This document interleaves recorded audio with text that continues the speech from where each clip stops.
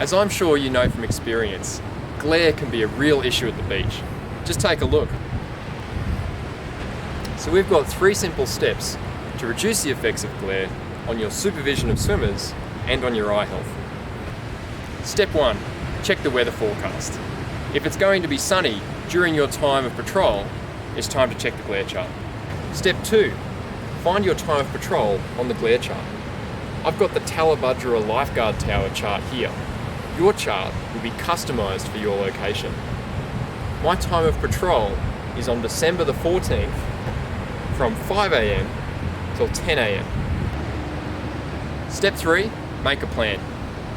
From 5 AM till 8 AM, the glare chart is yellow or white, and that means glare could be a real issue.